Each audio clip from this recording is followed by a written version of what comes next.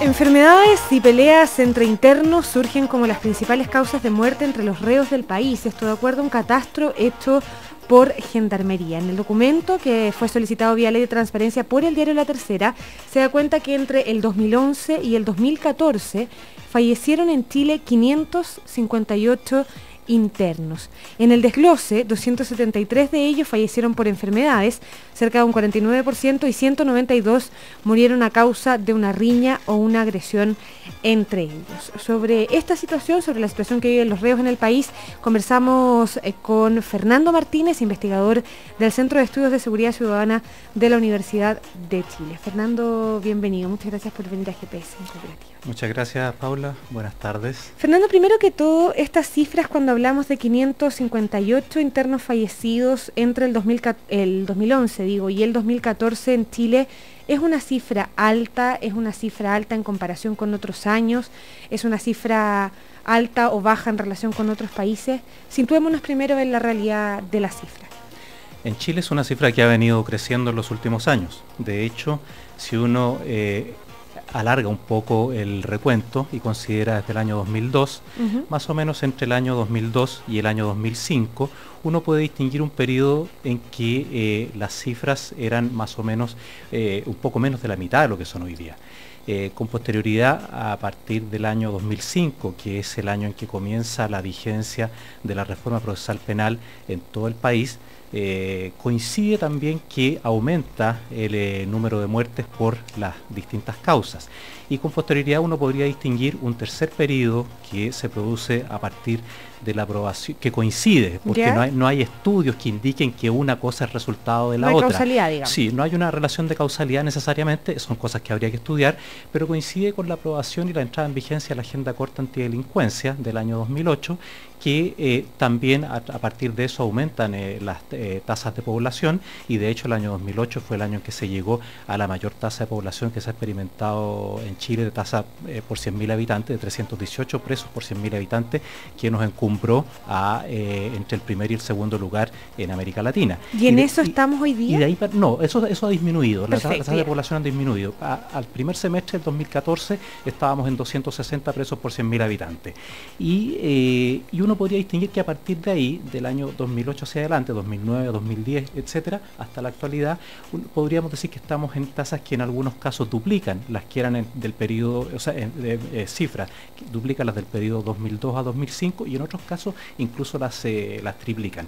Y siguen siendo las más importantes como causa las enfermedades y después las muertes por riñas o agresiones entre los propios internos. Ya vamos a ir a ese desglose, pero en lo concreto tenemos en los últimos 4 años, entre el 2011 y el 2014, tenemos 558 internos fallecidos. Y este catastro contempla a quienes cumplen condenas y también prisiones preventivas. Sí, claro. Ahí aparece un factor que es bien preocupante, porque finalmente lo que se vio un poco en el tema del incendio de la cárcel de San Miguel, incluso murieron personas que estaban por vender CDs pirata en la calle y que finalmente terminan muertos en un proceso porque no tuvieron cómo pagar una multa. ¿Eso es así? ¿Se lee de esa manera la cifra? Mira, hay bastante poca investigación sobre el tema. Lo cierto es que todas las personas que están en el interior de una cárcel están expuestas a este tipo de problemas con causas letales. Pero como hay poca investigación, lo que se sabe es que en general la gente que si se pudiera establecer una caracterización de las personas que mueren en general por riñas y por enfermedades, hay una minoría muy menor, valga la redundancia, entre personas que no están condenadas. La gran mayoría son personas condenadas. De hecho, hace años atrás hubo una comisión nacional de decesos del sistema penitenciario que estuvo estudiando el tema y llegó a la conclusión de que el perfil no afectaba fundamentalmente a las personas que no estaban condenadas, pero sin duda que están expuestas al peligro. Y son cifras en las que las autoridades están trabajando con algunos programas, algunos planes en conjunto, en relación a otros países, en relación a la experiencia internacional. 558 internos fallecidos en 4 años. ¿Es una cifra, tú dirías, alta en promedio a Sudamérica, por ejemplo, a los países que nos rodean, a países con nuestro mismo nivel de desarrollo? Mira, las comparaciones de cifras siempre son complejas porque la calidad de las cifras puede distar mucho. Entonces, que en un país determinado te digan que la cifra es muy baja puede que no necesariamente refleje la realidad, porque puede que la cifra esté mal construida, puede que esté mal conservada la cifra. A mí me ha tocado recorrer países que no voy a señalar de dónde, pero dentro de América Latina, en donde en ciertas estaciones de policía por las que yo pasé, las cifras se llevaban en una de estas pizarras blancas, en donde tú anotas con estos plumones que se borran con la mano, y ahí se anotaban las cifras. Pues entonces la conservación de las cifras puede ser muy relativa. Por lo tanto, pensar en fuentes que a uno le den confianza es difícil. En este sentido, la fuente de las que yo conozco que da más confianza sin duda alguna es la de la Comisión Interamericana de Derechos Humanos, que en el año 2000, a comienzo del 2012 publicó su informe sobre los derechos de las personas privadas de libertad en las Américas, y ahí la Comisión señalaba con mucha claridad de que había un país que estaba, para establecer comparaciones, que insisto pueden ser arbitrarias, pero dentro de un cierto periodo que era más o menos años 2005 a 2009, había un país claramente disparado por sobre los demás, que era Venezuela. Y teniendo cifras muy confiables Chile en esta materia, Chile aparecía en el segundo lugar. Luego habían otros países de Centroamérica, que yo no sé si las cifras son tan confiables, pero venían en el cuarto, quinto lugar. Pero ¿qué nos indica esto? Que de todas maneras el tema en Chile es un tema preocupante, es un tema que dentro de lo que uno puede apreciar en el ámbito internacional llama a lo menos la atención y preocupa. Estamos conversando con Fernando Martínez, investigador del Centro de Estudios de Seguridad Ciudadana de la Universidad de Chile. Fernando, en el desglose decíamos que buena parte de los reos que fallecen en los centros penitenciarios en Chile es por enfermedades. Sí. ¿Son enfermedades que arrastran al momento de ingresar a los penales o son mal pesquisados, son maltratados? ¿Por qué la cifra es tan alta?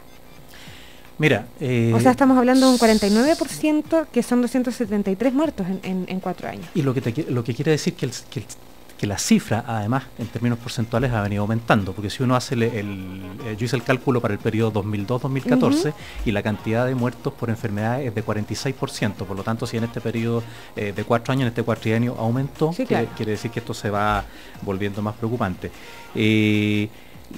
Hay muy pocos estudios también sobre este tema, lamentablemente, y es un tema sobre el cual no es nada fácil conseguir cifras. De hecho, tú citabas otro medio que consiguió las cifras por ley de transparencia. Exacto, que fue un catastro que hizo la tercera. No es nada fácil conseguir cifras y saber exactamente si la enfermedad la traían al momento de ingresar, si la adquirieron dentro, pero sí hay algunos estudios que nos pueden dar algunas luces. Por ejemplo, hace el año 2013 el Ministerio de Salud publicó un estudio sobre la tuberculosis en la expenitenciaría, en donde señalaba que las posibilidades de adquirir tuberculosis en la penitenciaría comparadas con las que tiene una persona que no está en la penitenciaría eran de 30 a 1. O sea, pero que está privada de libertad, pero no en la penitenciaría. En la penitenciaría, versus una persona que está fuera de la penitenciaría, es una persona que está dentro de la penitenciaría, tiene 30 veces más posibilidades de adquirir tuberculosis que una persona que está fuera en el medio libre. Ah, ya, no que está preso en otro lugar. No es que está preso en otro lugar. Eso es lo que decía este estudio. 30 a 1. 30 a 1. Y esto es más grave si uno piensa que dentro de la penitenciaría no solamente hay personas que están presas porque se les condenó en un juicio imparcial, con todas las garantías, sino que también van a haber otro tipo de personas y van a estar además los funcionarios de Gendarmería. Exacto. Que trabajan allí, van a ingresar de una u otra manera a las visitas. Entonces, todos estos focos con enfermedades sumamente peligrosas que se creen de una cierta manera para los que no están cercanos al tema erradicadas en Chile, la verdad es que aquí hay focos que son sumamente preocupantes. No, claro, y que se pueden traer al medio libre de las maneras que tú ya mencionabas, o sea, son objeto de riesgo y de contagio los funcionarios, las visitas y todos quienes van a esos centros penitenciarios.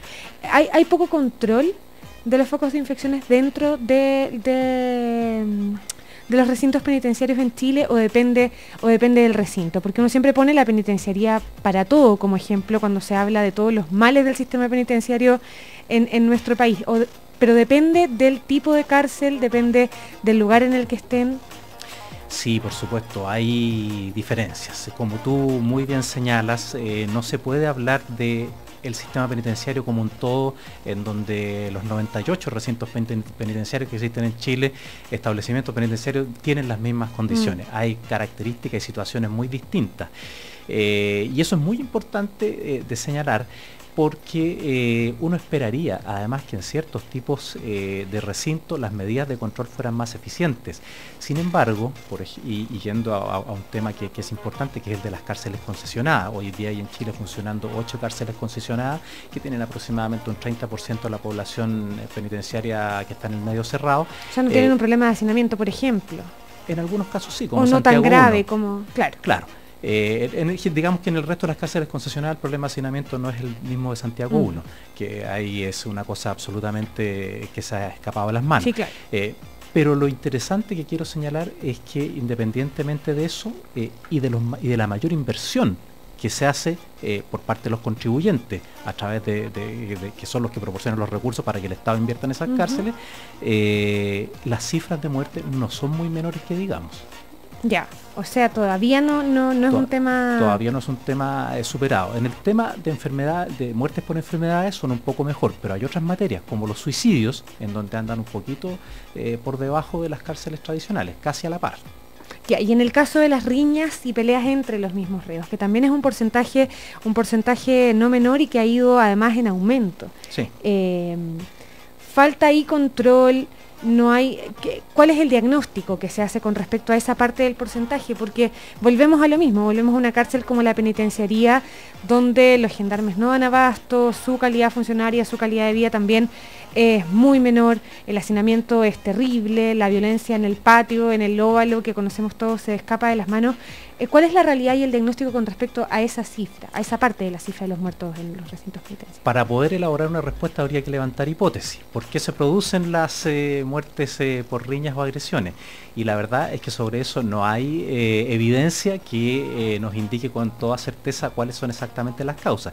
Sí hay algunos estudios que adelantan algunas hipótesis. Entre esas probablemente se señala, y esto hay muchas declaraciones de los propios funcionarios, de los gendarmes, de los oficiales de gendarmería, de los directivos de las asociaciones de funcionarios de gendarmería, que dicen ellos que existe una directa relación entre la cantidad de sobrepoblación y la cantidad de muertes, y que hace poco tiempo atrás se publicaban unas declaraciones de un oficial acerca de cómo se había ido produciendo el poblamiento en Santiago 1, y él decía, mira, llegaron tantos el primer año y murieron X, después al año siguiente subió notablemente la población y subió notablemente también la cantidad de muertos por riña, y así sucesivamente. Entonces esa es una de las razones que uno podría pensar a nivel de hipótesis. Pero hay otras que tienen que ver también con la situación que existe respecto del tipo de cárcel de que estamos hablando. Por ejemplo, es bastante curioso que en un estudio que hizo la propia Gendarmería, que lo que implicó un ejercicio de autoevaluación muy importante el año 2013 a través de la Unidad de Derechos Humanos de Gendarmería, ellos detectaron que había una incidencia muy importante de maltrato físico y maltrato psicológico por parte de funcionarios hacia internos, también la había entre internos, pero de funcionarios hacia internos, y que esta era mayor en cuanto a maltrato físico por parte de funcionarios internos en cárceles concesionadas. Y ahí hay algunas de las hipótesis que levantábamos cuando hicimos el informe de Derechos Humanos de la Universidad Diego Portales, el capítulo sobre cárceles, era que precisamente eso podía tener que ver con el tipo de cárcel que estaba construida, con el menor control entre gendarmes, con la mayor separación entre ambientes, y una serie de hipótesis en ese sentido que tendrían que ver con el aspecto arquitectónico de las cárceles. Fernando Martínez, investigador del Centro de Estudios de Seguridad Ciudadana de la Universidad de Chile, hasta ahora en GPS en Cooperativa. Fernando, muchas gracias por haber venido. Gracias a ustedes por la invitación. Que vaya muy